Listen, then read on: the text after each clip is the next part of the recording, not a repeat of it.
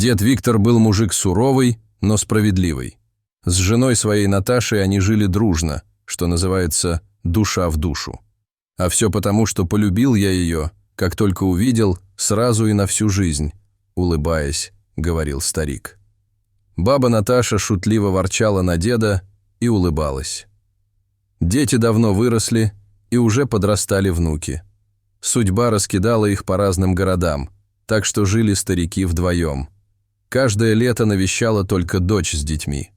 Муж ее бросил, а одной поднимать двух парней было тяжело, вот и привозила их к деду с бабкой в деревню.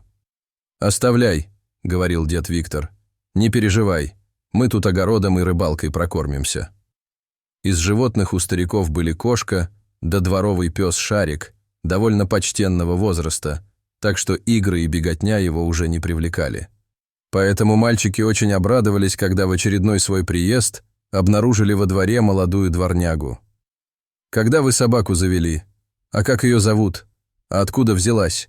Внуки засыпали деда вопросами. «По весне из леса увязалась за мной», – проворчал дед Виктор. «Уж как я ее не гнал, села у калитки и все». А бабушка, как увидела, сразу начала кормить и гладить. Баба Наташа слушала ворчание деда и светилась своей теплой улыбкой. «Пусть живет, раз пришла. Шарик-то старик, уже как мы с тобой. А Лада, молодая, будет с ребятами везде ходить. Она и ласковая, и двор стережет. В деревне ни у кого таких больших собак нет. Точно тебе говорю, это помесь с овчаркой», — говорила старушка. Со двора доносился веселый лай лады и смех внуков. За разговором старики не заметили, что мальчики давно убежали на улицу. Лето шло своим чередом. Лада действительно не отходила от ребят, сопровождая их и в лесу, и на рыбалке, да и во дворе готова была играть без устали. Но однажды, гуляя с мальчиками на окраине деревни, собака вдруг побежала в сторону леса и через несколько мгновений уже скрылась в зарослях. Сколько они ни звали обратно, она не выбежала. Вернулись домой дети без нее. Не пришла она и вечером, и на следующий день. Бабушка Наташа переживала, но дед Виктор не особо горевал. «Загуляла наша Лада, точно вам говорю. Так что, Наташа, жди к осени приплод», – заключил он. Дед Виктор оказался прав. Через несколько дней собака вернулась, исхудавшая, грязная, но счастливая. Жизнь потекла по прежнему распорядку, на прогулках собака больше не отходила от людей. Через месяц дети уехали в город, а к концу сентября Лада ощенилась. Баба Наташа все хлопотала возле нее, но молодая мама в помощи не нуждалась.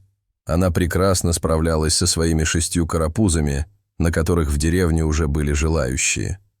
Через месяц по двору бегала банда черных и серых щенков, и бедный Шарик не успевал уворачиваться от их острых зубов, а кошка выходила только когда они спали.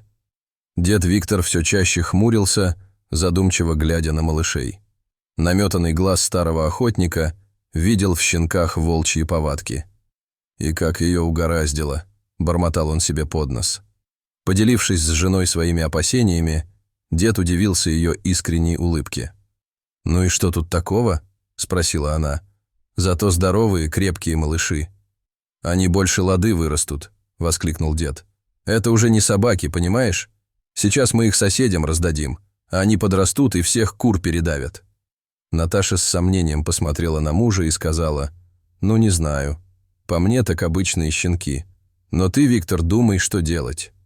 Наташа поднялась и пошла во двор кормить веселую семейку, оставив деда в глубокой задумчивости.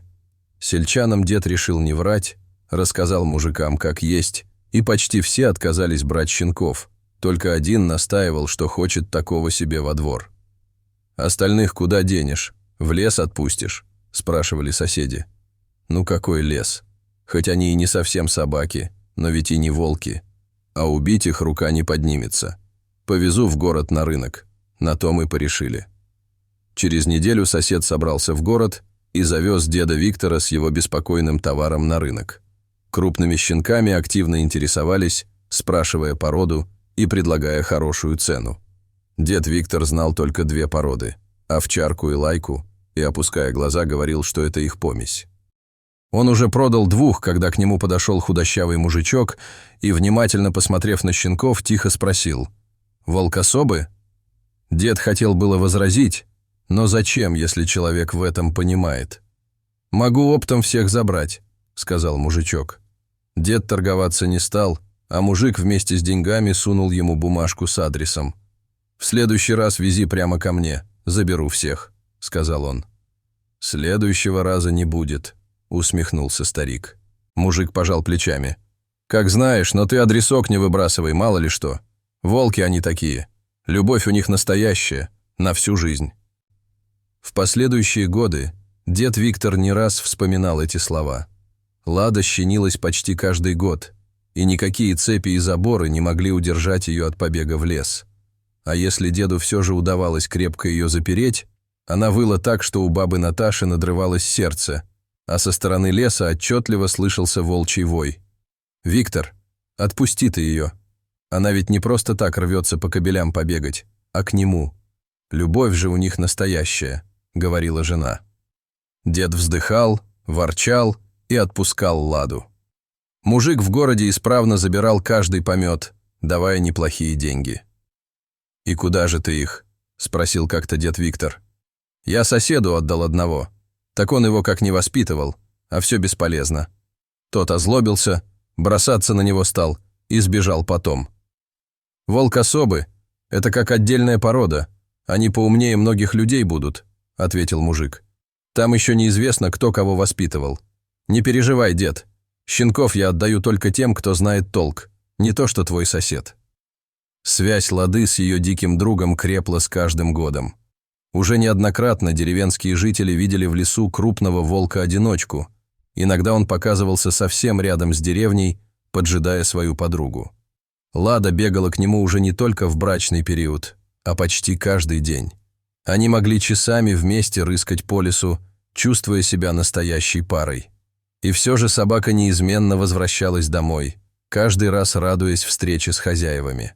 Она облизывала руки бабы Наташи, словно извиняясь за свое отсутствие. Время шло, как известно, никого не щадя. Давно уже не стало Шарика, и пропала куда-то старая кошка. Ладе шел 7-й год, когда скончалась ее любимая хозяйка, баба Наташа. Дед Виктор сильно горевал, и Лада не отходила от него ни на шаг. Они часами сидели вместе на крыльце, а со стороны леса доносился тоскливый волчий вой.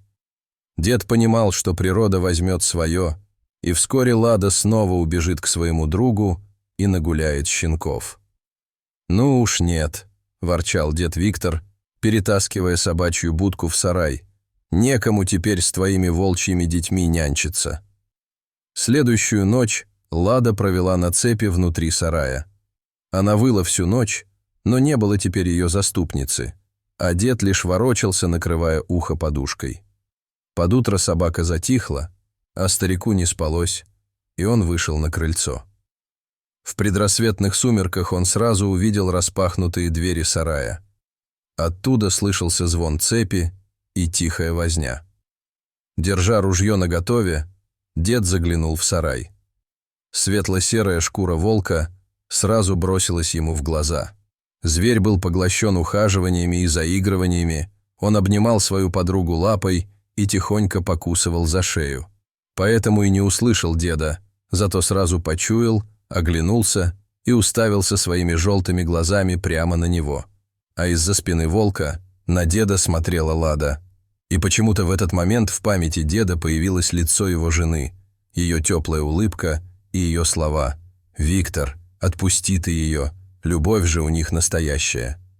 Практически не видев волка из-за застилавших глаза слез, дед медленно опустил ружье и отступил назад к крыльцу. «Как тебя, брат, так угораздило?» – проворчал он с любовью. Проводив глазами серого зверя, он пошел в сарай отпускать Ладу. «Пусть хотя бы она будет счастлива», – подумал старик.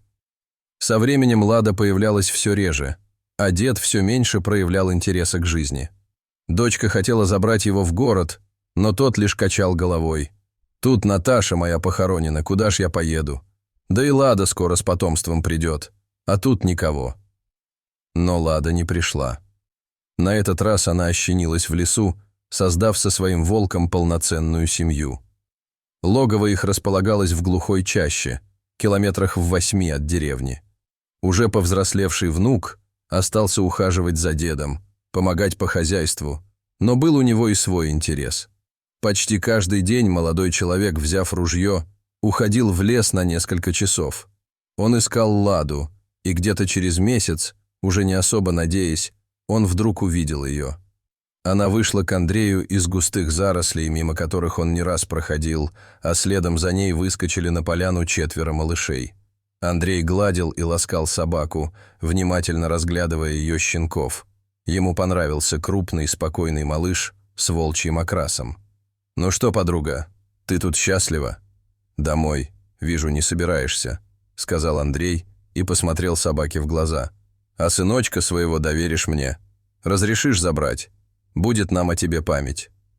Андрей посадил щенка в рюкзак, еще раз погладил собаку и быстрым шагом направился в деревню.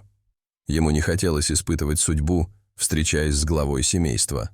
Лада, казалось, все поняла и долгим взглядом провожала уходящего человека. Рядом с ней копошились 3 щенят, а из чащи наблюдали желтые глаза волка. Дорогие зрители, что вы думаете об этой истории? Расскажите, пожалуйста, в комментариях. А если вам понравилось это видео, то ставьте лайк и подписывайтесь на наш канал. До свидания.